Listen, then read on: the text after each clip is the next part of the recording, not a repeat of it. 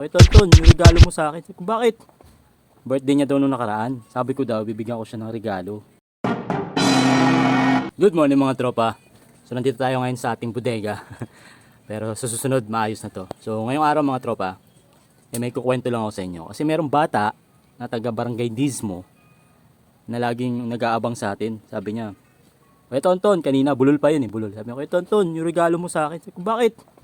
Birthday niya daw nung nakaraan. Sabi ko daw, bibigyan ko siya ng regalo. Nawala na sa isip ko. So ngayong araw, maghanap tayo dito na pwede natin ibigay doon sa bata. Late pa. Kaso kanina kasi hindi ako naka-vlog. Kaya hindi ko nakuha na ng video yung bata. So sabi ko, sige, bukas abangan mo ko. Kaya kailangan meron tayong dala. Ang kaso, bukas nga pala, magkukotse tayo kasi magbabasketball tayo. Pero pag hindi naman umulan, baka magmotor tayo. Sana hindi umulan. So ngayong araw, samahan nyo ako maghanap tayo ng pwede natin ibigay doon sa bata. Maghanap tayo ng pwede nating ibigay.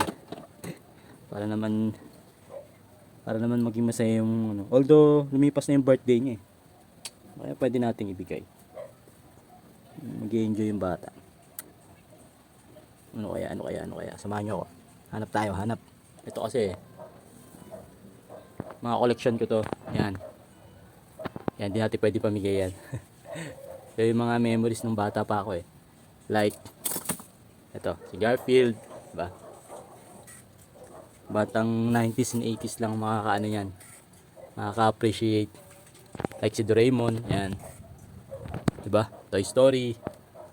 Yan, Toy Story. Ano pa? Syempre, di mawawala to. Dragon Ball, diba? Si Gohan. Tapos sino pa ba? Meron din tayong Trunks. Natumba si Trunks ha. Kaya natumba. Tapos siyempre marami pang iba. Marami pa tayong mga laruan dito.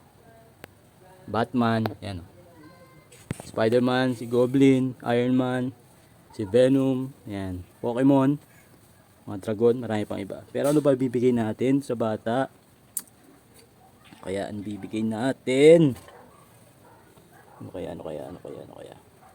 Alam ko na. Bigyan na lang natin ng mga maliliit na item. Mga maliliit natin na hindi na nabebenta. Yan, tulad nito. So, pipilian natin. Tapos yun yung bibigyan natin. So, hindi ko nakuha yung pangalan ng bata. Pero, sana sa munting regalo ni Kuya Tonton, pagpasensyahan mo na. Ito lang ang kaya natin. Maging masaya ka. Happy birthday. Belated happy birthday.